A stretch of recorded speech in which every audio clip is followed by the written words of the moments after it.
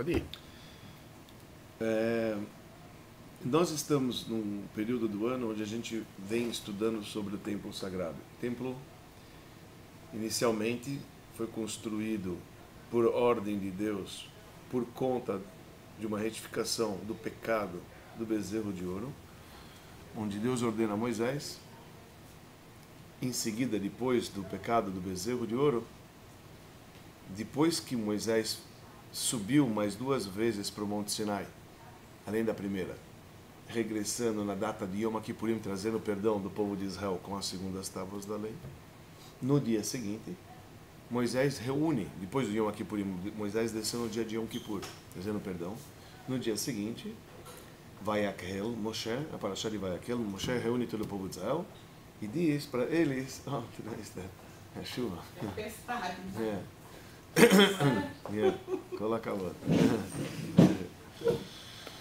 E lá Deus diz para eles, para o povo de Israel, Deus diz para eles o seguinte: para retificar o pecado do bezerro de ouro, então a gente está falando um pouquinho, uma recordar sobre a Parashá, já que não vem todo mundo, e a gente vai falar um pouquinho também sobre a Tetzaddik, porque isso também tem a ver com a Tetzaddik.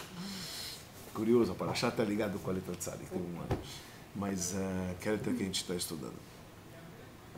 Deus ordenou então que Moshe reunisse o povo de Israel no dia depois de Yom Kippurim, depois que eles receberam as segundas tábuas da lei, e veio a ordem então da construção do tabernáculo. Moshe reúne o povo de Israel e diz para o povo de Israel: olha, para retificar o pecado do bezerro de ouro que vocês cometeram, Deus ordenou para construir um templo para ele. E esse é chamado de Mishkan, que era o primeiro templo, era o templo móvel, por isso a gente chama isso de tabernáculo, que o povo de Israel carregou durante os 40 anos da permanência do deserto. Onde quer que eles chegavam, lá eles construíam... Quando começou antes? Às 7h30. Ah, eu achei que era 8. Dá uma olhada no seu e-mail, dona Sura. Eu não olhei, nem Então. abri o computador hoje. Não veio. Yeah. Então, lá a gente vê que está claramente descrito na Torá, que a ordem vem, que a gente deve construir um Mishkan, devemos construir um tabernáculo para Hashem. Em seguida, do pecado do bezerro de ouro. Veja, o povo de Israel falhou com o ouro e construiu algo de idolatria. Deus manda uma arrecadação das coisas preciosas, entre elas o ouro, para poder construir então agora algo para o divino, para Deus. Para construir algo para Deus. Mas se não fosse o problema do retaíga, achei a minha mandar fazer também um Mishkan ou não? Ou na Torá está... Provavelmente não. Eu diria assim. Aguardar Eu diria assim. O Mishkan veio para poder retificar o pecado do bezerro de ouro. Se o povo de Israel não tivesse pecado, então as coisas seriam diferentes. Moshe Rabbeinu ia entrar em Israel, Moshiach já ia chegar, a revelação divina, etc. Quer dizer, ia ser um pouquinho diferente toda a história. A história ia ser diferente. Mas ia ter o Beit Midrash, quer dizer, com menorá, com shulchan... Veja, a princípio, se Deus ele ia estar revelado, etc., no mundo inteiro, tem que ver como é que seria. Por que existe a oferenda? Bom, a oferenda do pecado, etc. Essas coisas também não vão ter amanhã no futuro. Vai ter numa primeira instância, mas depois as pessoas não vão falhar. A única oferenda que vai ter, está escrito, vai ser a oferenda de shlamim, de agradecimento. Essa é a única oferenda que vai permanecer. Aliás, por conta disto, nas orações, quando se repete as orações da Amidah, há uma única bênção que a gente repete junto com o Hazan, o Modim. O Modim é agradecimento. Agradecimento é a única bênção que a gente repete. Por que a gente repete? Para mostrar a importância de como o agradecimento é algo que vai permanecer sempre. Agradecer a Deus pelos bons momentos e pelos maus momentos, não existe maus momentos. Maus momentos também são bons momentos, na verdade é. Então é um momento que a gente, é algo que isso para sempre vai existir. Lehodot ou Da'ah, que é o agradecimento, que é o Shoresh, que é a raiz da palavra Yehudi, que é judeu. Judeu é a palavra Hoda'ah, que é agradecer. Aquele que agradece constantemente, isso vai permanecer para sempre. Curioso que hoje em dia, esta oferenda que era chamada o Korban Shlamim, que era o Korban de paz, que era trazida quando ocorria um milagre, quando ocorria algo de positivo que aconteceu na sua vida e você gostaria de agradecer, Deus se trazia no templo esta oferenda que era Korban Shlamim, ou também chamado de Korban Todá, que é o Korban de agradecimento Todá, Todá Rabá, em hebraico, muito obrigado, Todá. Shlamim é paz. Então, os sábios dizem que hoje em dia, como que a gente traz um korban shlamim? Como que nós trazemos um korban, uma oferenda de paz para Deus hoje em dia? Tem uma explicação muito bonita, que dizem nossos sábios, é o seguinte: o korban shlamim era uma oferenda que todos ganhavam. A pessoa que ofertava comia dessa carne, o Cohen tirava também a parte dele, e Deus consumia também a parte dele. Parte era do altar, parte para o sacerdote que ofertou, e parte para os familiares daquele que estava agradecendo. Ele tirava também o usufruto da carne que ele trouxe para o templo. Diferente, por exemplo, do Korban Hatat. Korban Hatat, que era um korban que você trazia para poder, que você trazia com o propósito de retificar uma falha. Então, esse korban somente Deus consumia e o Cohen. O proprietário não tirava usufruto nenhum do korban quando era por conta de um pecado, para expiar um pecado. E diferente do outro tipo de korban também, que era chamado korban olá. Korban olá era aquele que era totalmente consumido no altar. Então nós temos 3 tipos básicos de korban. Korban olá totalmente consumido para Deus, pode. Korban olá totalmente para Deus. Korban hatat, que é o korban de expiação, que é o korban que Deus e o Cohen tiravam o fruto e o proprietário não. E o korban shlamim, korban todá, o korban de paz e o korban de agradecimento, era um korban onde todo mundo ganhava. Deus tirava um pedaço, consumia no altar, o sacerdote levava a sua parte e o proprietário comia parte dessa carne com seus familiares. Nossa, era um korban grande. Então imagina, quer dizer, a carne, né? Tem bastante, milhões né? de pessoas o dia Então, todo. mesmo um carneiro, você consegue tirar 8 quilos de carne, é muita carne, 8 quilos é bastante. Então, como é que funciona hoje em dia? Como é que nós temos hoje em dia? Então, eu vi uma explicação tão bonita que essas 3 oferendas que a gente descreveu, que a gente acabou de relatar agora, representam hoje em dia da seguinte maneira: aquela oferenda que é totalmente para Deus, é as orações que a gente faz. A gente faz orações para Deus, a gente pede para Deus, a gente faz. É quando a gente se entrega totalmente para Deus.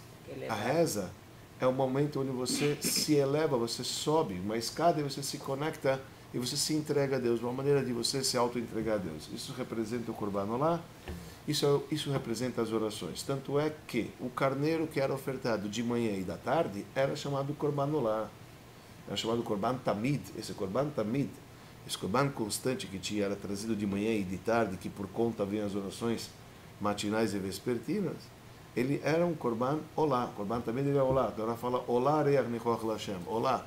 Ele era Olá, quer dizer, totalmente ele era queimado para Deus. Então a oração está no lugar dessa primeira oferenda. Era aquele que apaziguava? Não, esse Olá era ofertado para Deus como uma graça, não é nem como graça. Era simplesmente dado para Deus total. Era consumido total no altar. Ninguém aproveitava além de Deus. Quer dizer, ele era consumido direto. Isso era Korban Olá. Isso era feito de manhã. O primeiro trabalho que se fazia no templo, a primeira oferenda era trazida era esse korban, e à tarde, antes do pôr do sol, se trazia esse korban. Um carneiro de manhã, um carneiro à tarde. Isso que a gente fala nos korbanos de manhã. A leitura do Rosh Chodesh. Um carneiro de manhã e um carneiro à tarde. E aí as orações estão no lugar desse tipo de oferenda que é totalmente para Deus. O que eles faziam com a pele tão bonitinha? Depende. Não, depende do que, quando e como. Quer dizer, existe que era aproveitado e o que não era aproveitado. No Korban Olá era tudo consumido para Deus. E tinha depois o segundo tipo de oferenda que nós falamos, que é chamado Korban Hatat. Korban Hatat, quando a pessoa ela falhou, ela fez algo sem querer, então ela trazia uma oferenda no altar. Essa oferenda do altar, falamos, que Deus consumia e o Cohen consumia. O pecador não tirava usufruto disso. Hoje em dia, como que a gente traz o Korban Hatat? O que está no lugar do Korban Hatat hoje em dia é a Tzedakah, que a gente dá. Tzedakah é o Korban Hatat. E como era? Preciso ver Hatat. Echa b'Tzedakah peruk. O seu pecado com a Tzedakah você vai redimir. O que é a Tzedakah? Tzedakah eu perco. Eu tiro.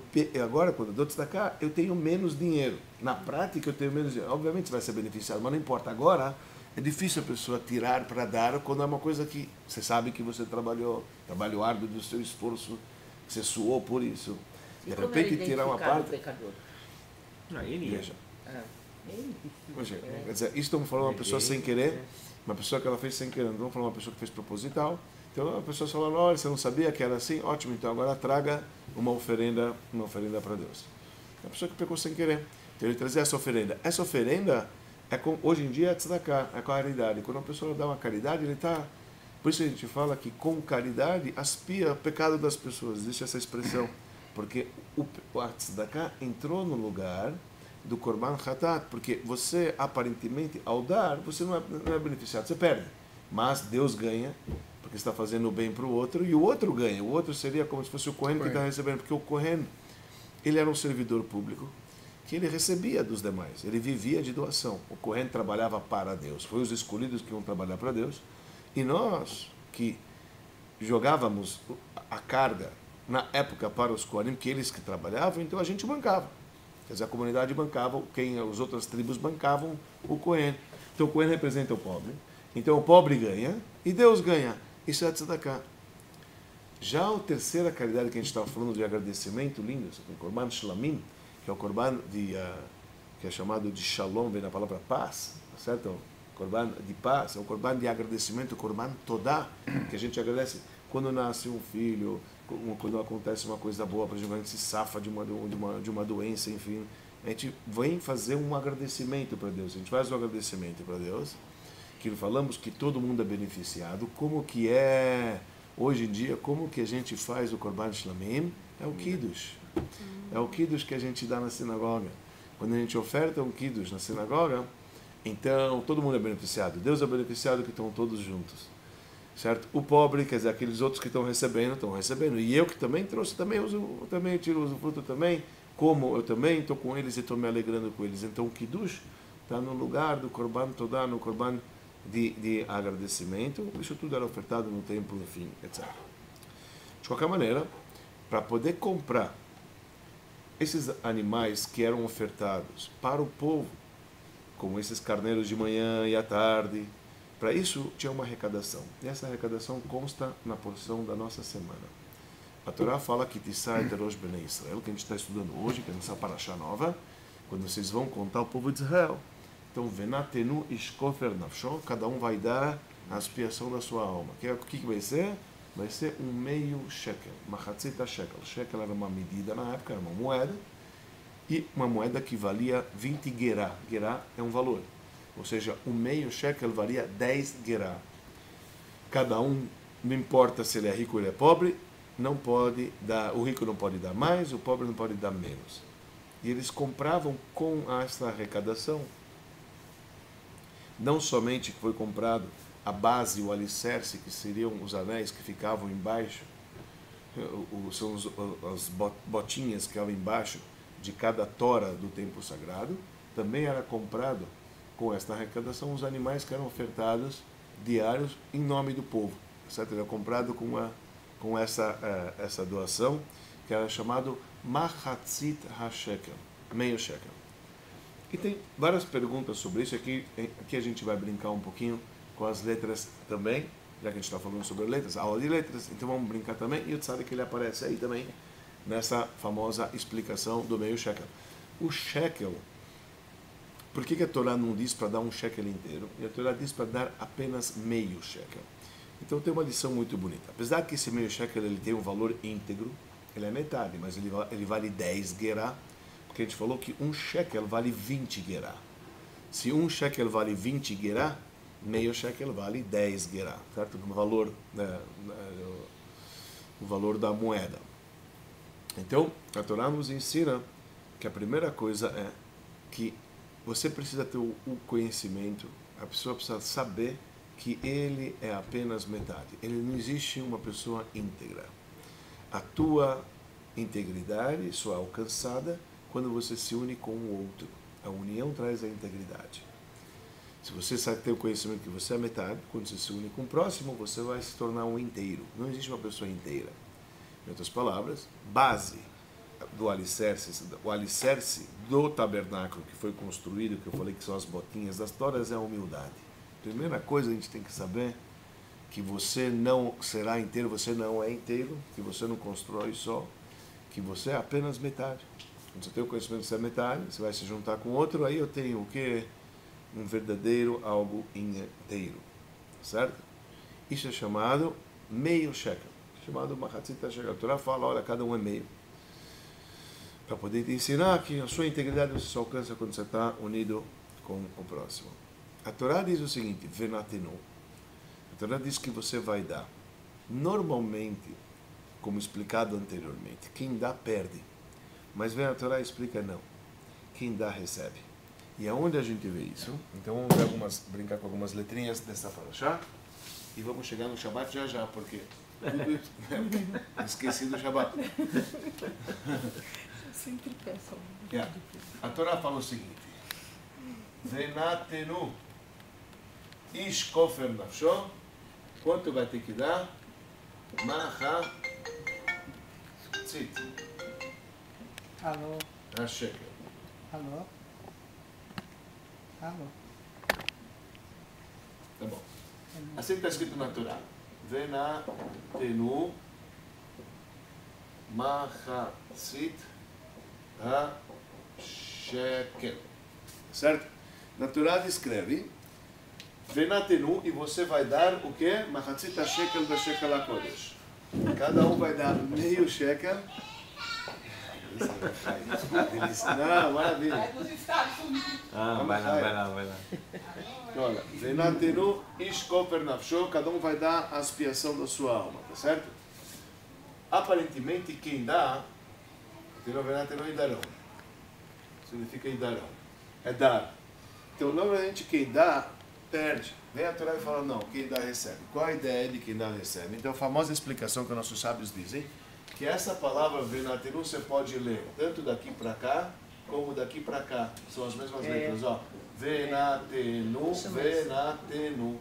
Quem dá, recebe. Tem uma explicação para isso. Você sabe qual que é? Quando... Vai e volta? Quando vai e volta. Palíndromo. É palíndromo. Como é que fala? Palíndromo. Palíndromo. Palíndromo? É, que é de Palindromo. Socorro, subir no ônibus em Marrocos, não é isso? Que dá para dos dois. Conhece essa famosa? Aham. Hã? É isso Que mesmo. dá certinho, você pode ler É assim. bonitinho isso. Então, venatenu, a Torá fala, quando você dá, na verdade estão dando para você. Na verdade você vai receber de volta. Essa é uma das ideias. Você pode ler venatenu desta maneira, e você pode ler dessa maneira também venatenu. Por isso a Torá ela usa venatenu. Você dá, venatenu, você vai receber. Então não é dar e receber. Então darão, na verdade, aqui você também recebe de volta. Quer dizer, dar e receber. Então, da mesma maneira que você está dando, da mesma maneira você também vai receber. Venatenu, venatenu. Se você dá, você vai receber. Então depois a Torá falou o seguinte, Machatzit shekel, que é meio shekel. Aí o tzadik aparece, eu fiz um tzadik um pouquinho maiorzinho, que o tzadik ele aparece aqui. Tem um vort famoso, conhecido e bonito, que fala por que a Torá chama isso de Machatzit. Então, tem uma famosa passagem que diz o seguinte. Tem um versículo que diz Tzadik be'emunato yihyeh. O tzadik, se você tem fé no tzadik, você fica vivo. Você fica vivo. Ou, por exemplo, tem uma ordem na ética dos pais, a gente encontra uma ordem na ética dos pais que a gente tem que procurar se conectar com os sábios. Se tu procura se colar no pó dos pés dos justos, das pessoas que são tzadikim, das pessoas que são sábios, tá certo? Então dizem nossos sábios uma coisa bonita, uma explicação bonita. A palavra machatzit, que fala meio shekel, vem te dar o segredo de quem está próximo do tzadik que está vivo e quem está longe do tzadik que está morto. Se você pega, por exemplo, o tzadik está aqui, certo? Quem está próximo do tzadik, chai. Chai é vivo em hebraico. Tá certo? Mas quem está longe do tzadik, met. Met é morto em hebraico. Met é morto em hebraico. Então, vem a Torá e nos ensina, olha, machatzit, procura ficar próximo, machatzit é meio, metade. Diz o nosso sábio, olha o tzadik aqui aparecendo. O tzadik ele aparece. Quem está próximo do tzadik? Chai. É uma pessoa que quanto mais afastado você está do tzadik, no caso, então saiba que você está se distanciando da fonte da sua vida. Escrito que o tzadik, ele emana a vida para aqueles que estão conectados com ele. Quanto mais ligado você está com o tzadik, mais vitalidade você recebe dele. Tzadik ele emana vida para todos, ou a cabeça do povo de Israel, Rosh Bnei Israel, que aliás é o início da porção, Kitissai et Rosh, quando você vai contar a cabeça, aliás está no singular, hein? Quando você vai contar a cabeça do povo de Israel, não está escrito cabeças. Não está escrito cabeças, quando você vai contar a cabeça do povo de Israel. Pode ter escrito a cabeça no singular. Então, primeiro, o Rosh Bnei Israel, a cabeça do povo de Israel, o povo de Israel tem que ter uma cabeça. Quando você fala que tem cabeças, isso não é bom. Vocês lembram aquela famosa passagem na história de Rabbi Yoshua ben Levi? Tem uma famosa passagem que o Talmud conta, que certa vez ele encontrou Eliyahu Navi. Vocês lembram dessa passagem? Ele falou para Eliyahu Navi, Eliyahu Navi, profeta, por favor, me dê um dia, eu quero ficar do seu lado, eu quero ver a sua missão, o que você faz, etc. E uma das histórias que contou, ela contou 4 histórias. Da vaquinha. Então, da vaca, então, essa história. Então, nessa história, numa das histórias, o que acontece? Ele pediu esse sábio, Rabbi Yoshua ben Levi, quando encontrou o profeta Eliyahu, ele pediu para ele, me faz um favor, eu não vou falar nada. Primeiro, ele falou o seguinte, por favor, posso ver um dia do seu trabalho? Porque imagina, o profeta Eliyahu vem para uma missão aqui na terra. Ele falou, olha, não vai dar. Ele falou, não, prometo que eu vou ficar calado e não vou falar nada. Você não vai falar nada. Você não vai perguntar nada. A hora que você me perguntar alguma coisa, acabou o trato, a gente se separa. Tá bom. Então, a Gemara conta as histórias que aconteceu com o Yoshua ben Levi. São historinhas, obviamente, que instigava muito. Por exemplo, aquela história famosa, que eles chegaram, o Eliyahu Navi estava ele acompanhando, chegaram numa casa distante, tinha um velho e uma velhinha, que eles tinham uma vaca apenas, eles perguntaram, podiam ficar aqui essa noite. Eles ficaram lá à noite e, de repente, o Eliyahu Navi foi lá e rezou o dia seguinte a vaca morreu. Ele ficou desesperado, falou, pô, o cara veio aqui e mata a vaca da mulher. O único bem O único bem que ele tinha, que dava o leite para ele. Dava o leite para ele. Bom, enfim, então você já conhece essa história. Vamos na história que eu estou querendo lembrar aqui, é o seguinte, ele foi numa comunidade, ele chegou numa comunidade, onde naquela comunidade ninguém quis acolhê-los. Ninguém, só um cara falou, vocês podem ficar aqui naquele estábulo lá, eles ficaram naquele estábulo. No dia seguinte ele viu ele rezando, ele pede para que todos os membros dessa comunidade, tão nobre, que todos sejam líderes. Ele não entendeu nada. Como dar uma bênção dessa depois que a gente foi tão mal acolhido? E em seguida ele foi para uma comunidade onde todos estavam brigando para quem ia acolhê-los. Aí depois ele falou, olha, eu rezo para que essa comunidade apenas só tenha um líder. E aí ficou mexendo, né? Essa era a quarta história. Aí depois ele falou, olha, eu não estou entendendo mais nada. Mas o Eliyahu, ele se explicou, nessa ocasião ele disse o seguinte, dizer para uma comunidade que todos sejam líderes é o fim daquela comunidade. Uma comunidade onde você tem cacique, e aí? Cada um opina, né? É difícil. Quem tem a verdade? Todo mundo acha o dono da verdade, é a pior coisa que tem. Agora, uma comunidade que tem um líder, todos seguem ele. Kitissai et Rosh, quando você vai contar a cabeça do povo de Israel, não as cabeças do povo de Israel. O povo de Israel não tem cabeças, tem uma cabeça. Tem um líder, Moshe Rabbeinu. Ele era um líder, tem que estar unidos, tá certo? Então essa ideia, o Tzadik, ele emana daqueles que estão próximos uma vitalidade, aqueles que estão mais distantes, a ideia do a pessoa está morta, fica mais frio, fica mais gelado, não se empolga tanto, tá certo? Isso também é uma das ideias dessa palavra do Mahatzit. Por que o Mar? Oi? Metade não é Mahatzit. Por que o Mem? Do Retz é metade? Da metade do shekel. Mechatzit da shekel. Da metade do shekel.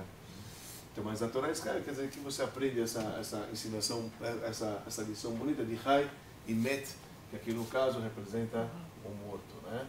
Chai é o vivo, né? Chai é o vivo, né? Chai, e você tem o Met aqui. Quem está próximo do Tzadik está vivo, quem está distante, ele está mais gelado, ele está infelizmente no estado o shekel, a palavra shekel. O que tem? De onde vem? Shekel, é a medida. Mas de onde vem? Tem alguma coisa? Não. Não sei. É bonitinho como escreve, né? O que? Shekel? Tá bom. De qualquer maneira, eu não sei, talvez a gente vai chegar na letra Shin, talvez ele vai falar de Shekel. Não sei, nem eu cheguei ainda na letra Shin desse livro. Nós estamos nessa letra Tzadi. Para falar um pouco do Shabbos. Veja só uma necuda que eu queria falar para vocês, um negócio interessante. A Torá escreve logo em seguida e fala o seguinte, tá bom, vocês vão construir o templo, mas lembra que tem o dia do Shabat, o Shameru, logo em seguida, o final do Rumash de hoje, o final do primeiro chamado, a gente tem o Kiddush de manhã.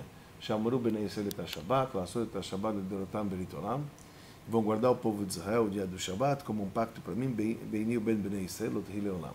É um pacto entre eu e o povo de Israel para sempre, o Shabat. Daqui a gente aprende, pessoal, daqui a gente aprende.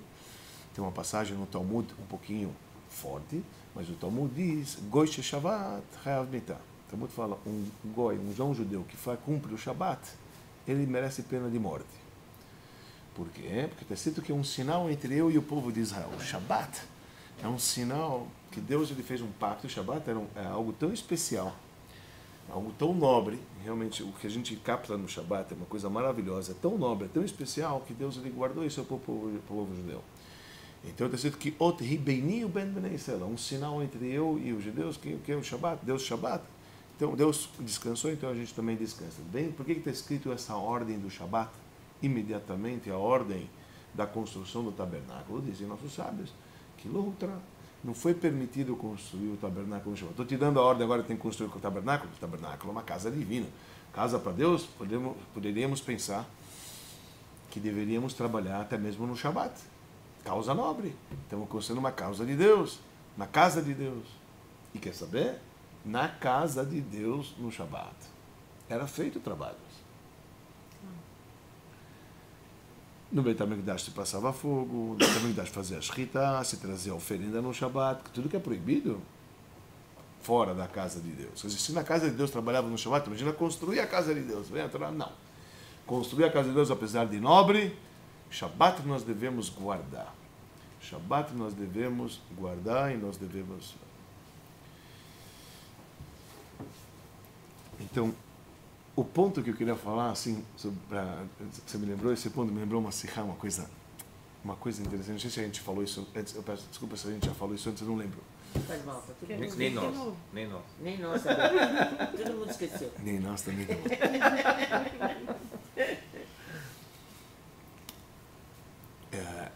As tábuas da lei foram quebradas nessa porção. E Deus, então, prometeu para Moshe, quer dizer, entregou as segundas tábuas da lei, que isso aconteceu, que a gente falou anteriormente. 2 vezes está escrito as tábuas das leis na Torá. Uma em Parashat Yitro, quando realmente, de fato, Deus falou os 10 mandamentos. E a outra em Parashat, e o Yitro está no 2º livro da Torá, está certo? No livro de Êxodo. E a segunda vez está escrito no 5º livro da Torá, em Deuteronômio, na porção de Va'et Hanan.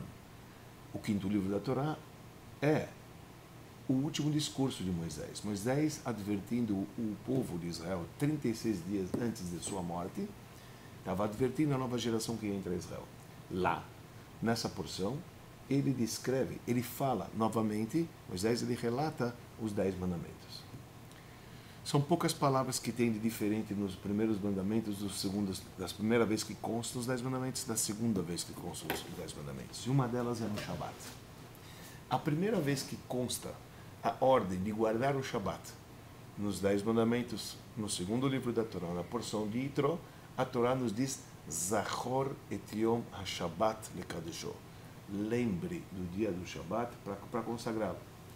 A segunda vez, em contrapartida, que consta que Moisés fala no 5º livro da Torá, em Parashat Va'et Hanan, lá está escrito Shamor et Yom HaShabbat lekadesho. Guarde o dia do Shabat para santificar. A primeira, lembre o dia do Shabat. E a segunda é guarde o dia do Shabat. Assim está escrito. Vem nossos sábios e ensinam, olha, saiba de uma coisa, rezamos isso, falamos isso no Kabbalat Shabat, na sexta-feira de noite, naquele pismor, naquele mismor, naquele famoso cântico no Lechado Di. No Lechado Di a gente fala Shamor vezachor bedibur echad. Que Deus, porque a pergunta que é, calma aí, o que Deus falou nos 10 mandamentos? Será que ele falou Zachor, lembre o dia do Shabat, ou Deus falou guarde o dia do Shabat? A primeira vez está escrito lembre, a segunda vez está escrito guarde. Vem nossos sábios falam, não, Deus, quando ele falou os dois, ao mesmo tempo. Ele falou Zachor Samuel, você consegue falar assim que Deus falou? Se foi o Moshe, ele era gago.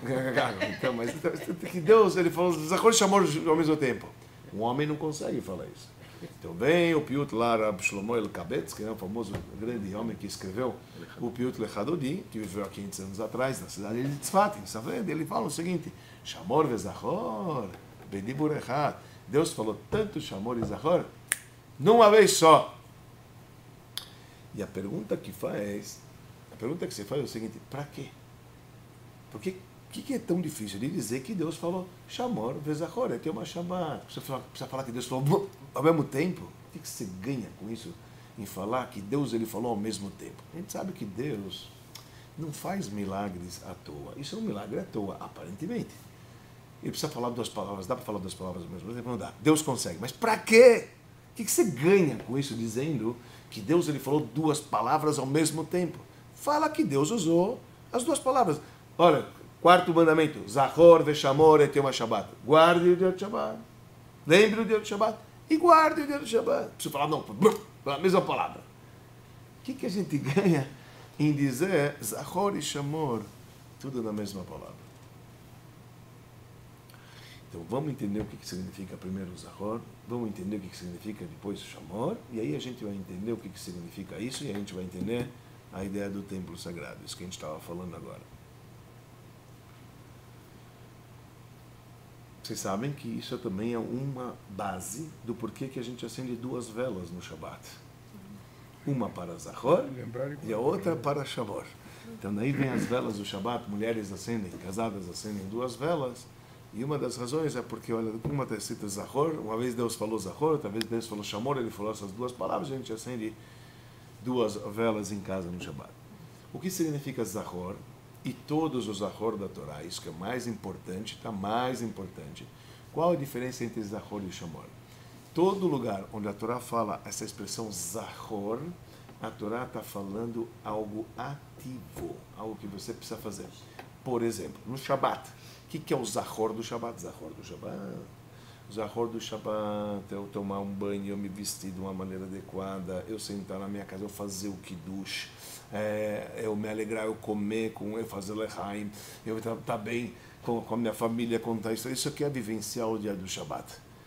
Fazer coisas para o Shabbat de uma maneira distinta do dia de semana, Zachor.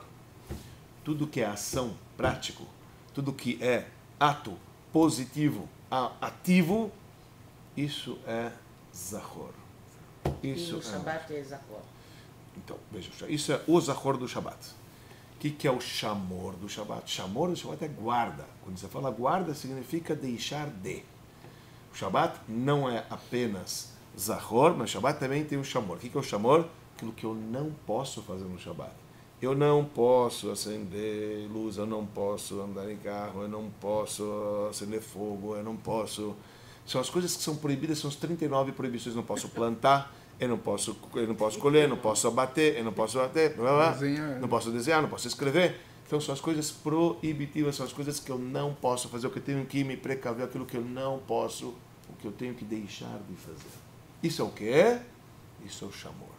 E aí as coisas que pode. É mais Zachor. que 39? No quê? Zachor é o que você tem que fazer, o que você pode. Shamor é o que você não pode. O Zachor inclui durante a semana também. Por exemplo, você usa Zachor para outras coisas. Zachor é também, mas você acha, quando a gente tem que lembrar a saída do Egito, lembrar na Torá, isso é muito importante, pessoal. Pega essa nekuda, pega esse ponto, eu estou indo um pouquinho além. Quando a gente fala, quando a Torá usa lembrar, a Torá está pedindo para você ser ativo e fazer alguma coisa. Quando a Torá fala, lembra da saída do Egito, é colocar o tefilim.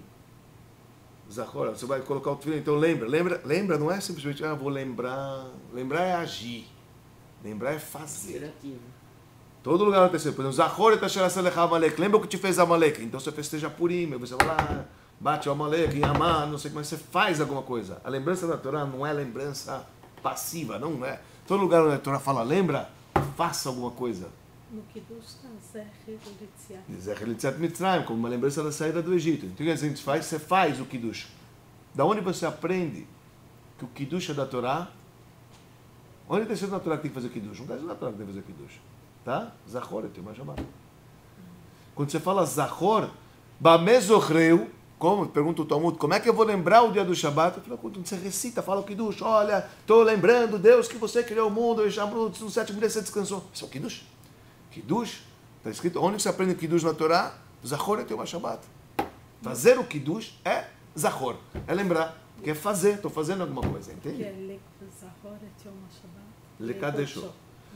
Você tem que lembrar para santificar, quer dizer, lembrar e destacar ele. Destacar dos demais dias. Kodesh, em hebraico, significa santo. Mas o que é santo? Santo é o diferente. O destacar. Isso quer dizer Kodesh. Oi? O Amotzi. Seu Kiddush, por exemplo. Kiddush lembra... Não, por exemplo, o Amotzi. Pode ser. Se você não tem vinho, você faz com o Amotzi. Você faz Kiddush com pão. Se você não tem vinho, você faz com pão. Por que os Kiddush fizeram assim? Por que os Kiddush fizeram o Kiddush? O vinho? Por causa do vinho? Porque o vinho... Não, se é o... Você quer mais uma aula? O vinho, sexta-feira, lembra que a gente falou que uma das opiniões que o fruto proibido que ele comeu foi uva. Uva é o vinho. Já que ele pecou no vinho, então através do vinho a gente vai retificar. Na sexta-feira. Figueira. Figueira, conforme uma explicação da figueira. E por que derrama tanto no copo? Fazer o kiddush? Não tanto, é só um pouco que se Nossa, derruba. faz um... A ideia de brachá é siman brachá. Passa para a mão esquerda, de vai para a mão bênção. direita. É um sinal de bênção, a gente faz isso, é siman brachá. Mas tem que tomar cuidado de derrubar no chão. Se derrubar no prato, não pode derrubar no chão. Derrubar no chão é bom. Gematria de Nef chegou de... Não se deve derrubar no chão, porque senão alahá, que isso não é um bom sinal. No chão não, mas na toalha sim. Pessoal, quando você faz casamento, às vezes acontece, então é bom levar um prato, sei lá, estou falando conforme acabar lá para não jogar no chão. Mas tudo bem, para não mostrar o desprezo. Porque você coloca no chão é desprezo, agora no prato não. No prato também você joga fora. Oi? No Não, prato também, devolve. no pratinho, do Que copo sobra, também não se joga. Não se joga na devolve, pizza. não, devolve pro copo. Depende, quem é lambe? Não, cada um. Só, vamos falar essa Nikuda só para poder falar esse ponto que já está chegando a hora do fim. Vamos lá. Então, Zahor e Shamor. Quando você fala Zahor, vem o Rabi Shlomo Kabatz fala Zahor e Shamor Bedibur Echad. Qual a necessidade de falar que Deus falou Zahor e Shamor? Aqui tem uma grande lição. Uma grande lição. Uma lição extraordinária, muito bonita. E eu vou contar para vocês os fatos. A Torá não acredita, a Torá não entende que um Shabat, verdadeiramente o Shabat, você pode distinguir entre o Zahor e Shamor e optar para um dos dois. Se você vai optar para um dos dois, você não tem o Shabat. Zahor e Shamor é uma coisa só. Por exemplo, eu vou dizer para vocês o que acontece. Olha só, um negócio interessante. Vou contar fatos. Depois que os judeus chegaram na Segunda Guerra Mundial, e eles saíram do Shtetl da Europa, vieram morar em países mais amplos e mais vastos, as pessoas tiveram um grande problema. Os pais tiveram um grande problema. A gente fazia Shabbat em casa, mas agora os nossos filhos eles estão longe. Você sabe, vida moderna, países abertos, livre, sem pressão, etc. Esses pais chegaram a autoridades rabínicas e começaram a pensar o que a gente vai fazer com os nossos filhos. Se eu vou exigir dele para vir passar Shabbos na minha casa... Ele não tem como vir além de carro, porque ele não vai vir. Se eu não vou falar para ele passar Shabbos na minha casa, ele nem vai ver o que é Shabbos. Então ele vai se perder totalmente. Então, tiveram alguns rabinos que chegaram à conclusão, é melhor abandonar um pouco o Shamor. Porque assim, pelo menos, ele vai Zahor, ele vai comer na minha casa. Não funciona. Vem a Torá nos ensina Shamor e Zahor Bedibur Echad. É um Deus só. O saco é único. As coisas, Deus falou de uma maneira só. Zahor e Shamor foi dito, blá. Não tem como você desfrutar um Shabat de verdade e no seu nível máximo para perpetuar ele para as demais gerações se você abre mão e você define que eu só vou cumprir o Zahor e Shamor. Permitir que um filho ele transgrida o Shamor, você sabe claramente que os filhos dos filhos não vão ter absolutamente nada do Shabat. Não vão ter. Não terão.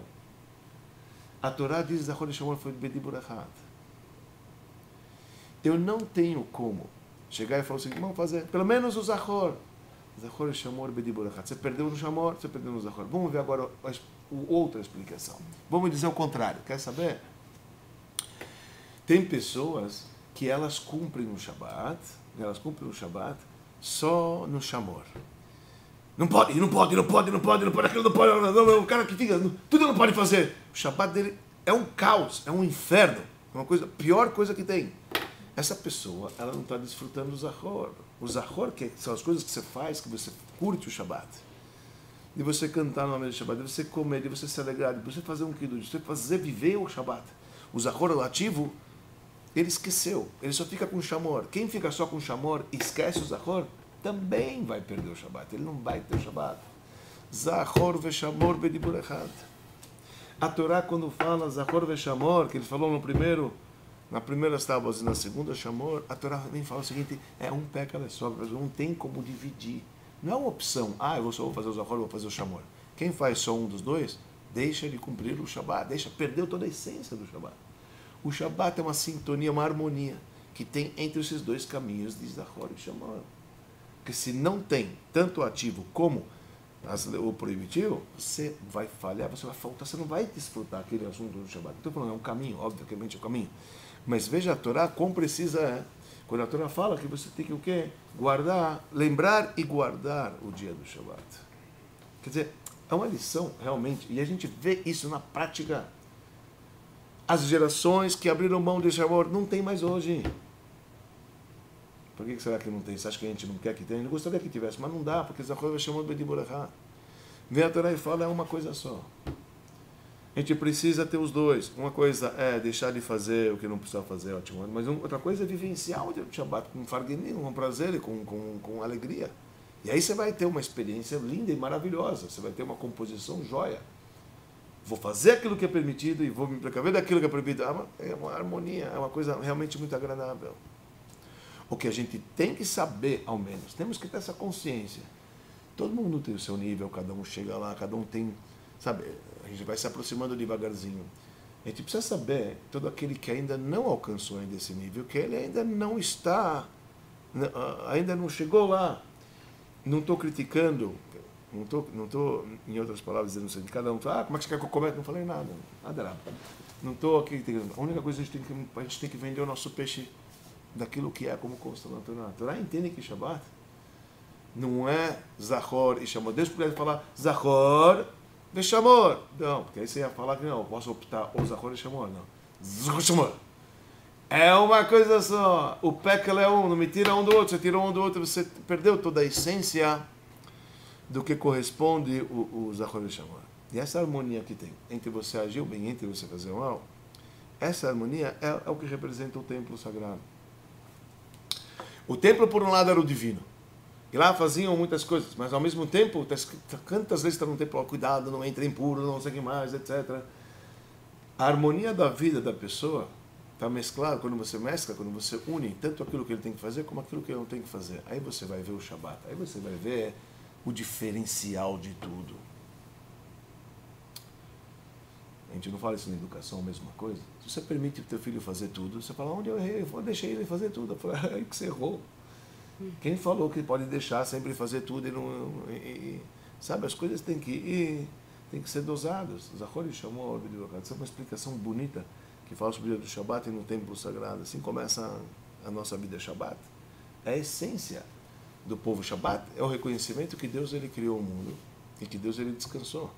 É um sinal que Deus deu ao povo, que ele fez um pacto, né, com a gente, para que quando nós cumprimos o Shabbat, assim a gente reconhece que Deus ele criou o mundo.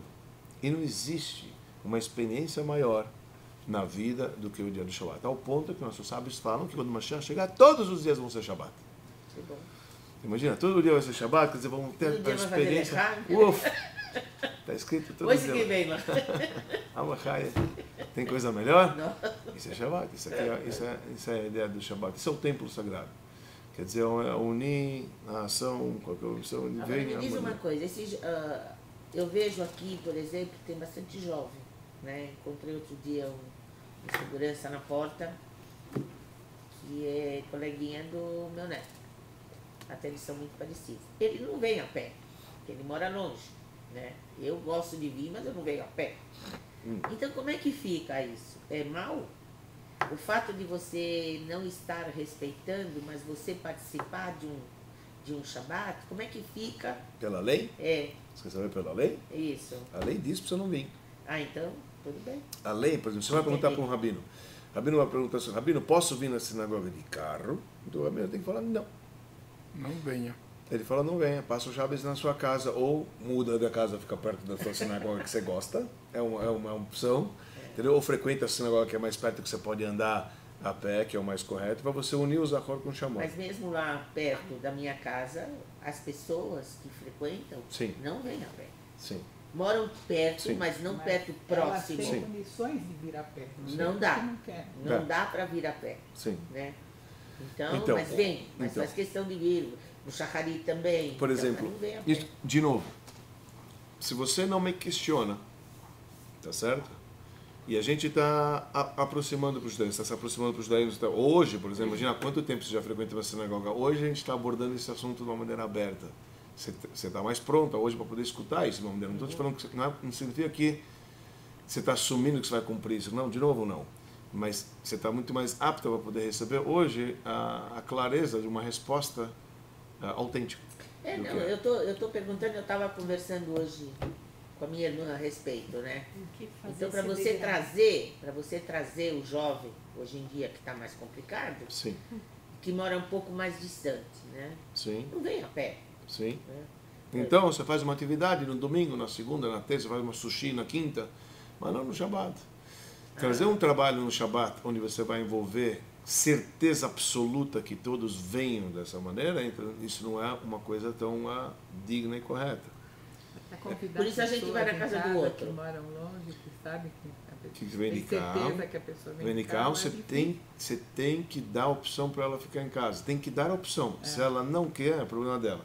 Por exemplo, você vai saber, eu convido uma pessoa em casa, Rabino veio de carro. Eu falei, mas eu estou te dando também aqui casa, mesa e banho. Eu vou te dar, pode ficar, você pode dormir na minha casa. Eu te dou. Ele falou, não, mas eu vou, tá bom. Você deu a opção para a pessoa ela permanecer no Shabbat, então já sai da tua responsabilidade o gênero. Agora, se ele vai te perguntar claramente, ele falou, posso vir de casa? Ele falou, não. Você não pode nunca dizer sim. Porque não se abre mão, isso é uma regra básica da Torá. Nós não vendemos a Torá para o cliente, a gente traz o cliente a Torá. Então você não pode abrir mão. O dia que você abre mão, você está saindo da verdade. Quem te permitiu? Eu, sem dúvida alguma, se eu pudesse trazer uma banda e tocar, e batucar com todos os negócios na sexta-feira de noite, e chamar os jovens para poder tocar, e tirar essa mechitza, fazer homens e mulheres juntos, você vai ver, vai lotar. E aí, eu estou fazendo o quê? Estou aproximando as pessoas a quê? Ao Shabbat? Não. É uma Mas transmissão. na verdade seria isso. Por exemplo, O Showbat. O Showbat. Showbat. Por exemplo, sexta-feira, Yeah. eu pedi a Deus para me Showbat ajudar, porque eu não ia chegar aqui por causa das inundações. Certo. Meu carro ficou literalmente... Aguado. Não, chegou na janela, aqui na Rua Veneza. Chegou na janela. Agora também, eu não sei o que acontece. Troca de carro. Não, troca de lugar, muda de Compra um itinerário. submarino.